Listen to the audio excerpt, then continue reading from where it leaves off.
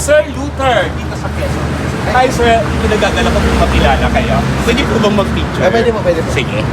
Birthday ko kasi, hayaan nyo lang makayakap ako ng isang sikat na vlogger. Guys, alam mo guys, ang kapal ng kaibigan ko, pinapunta ko dito kasi actually, alam niya noong nakaraang linggo na birthday ko. At sabi niya, tatandaan ko ang 28 na to na birthday mo. Putang ina, buong maghapon, walang paramdam. Sabi ko, kalimutan. Wala akong magawa, wala naman akong kasama. So that's why sabi ko, halika, kape tayo. Tapos dumating ang hayop. Alam niyo ba kung bakit nang dumating siya? Wala lang, nakapambahay. Pero tingnan niyo naman ha, tingnan niyo.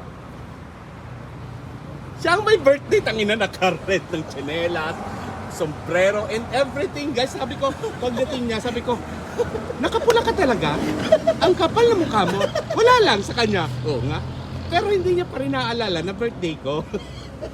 Pagkatapos tumawag yung isang ka-office mate ko, nagpapabati doon habang kausap niya. Binabati ako, sabi niya, "Hi, happy birthday, Sisi." Sabi niya, "Ay, oo nga! Birthday mo pala!" Putang ina.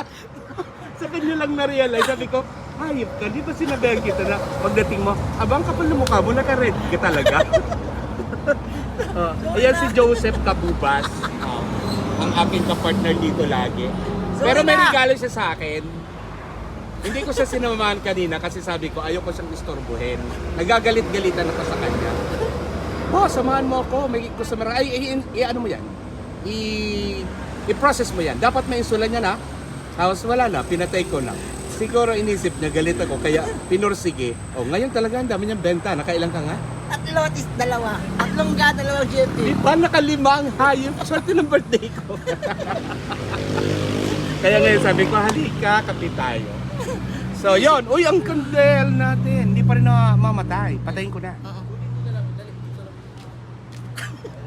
Uy, vlogger yan na, si ano. Hi!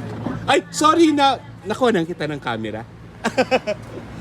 Ay, sikat yan dito sa ano. Apro, Bicolano naman. Sa Bicol. Hi! Vlog nyo nga, boss. Luther po. Ayun. Luther. Oo. Okay, si Sir Luther. Si laging si malaking Sikat yan dito sa Quezon. Sa Lucena particularly. Maraming salamat sa pagdalo sa birthday ko, Joke. Sige na, bye. Sir Luther, salamat. Nice meeting you. Thank you. Naku, binati ako. Pwede mong mag-picture sa kanya. Sikat ito guys, alam mo ba? Si Sir Luther dito sa Quezon.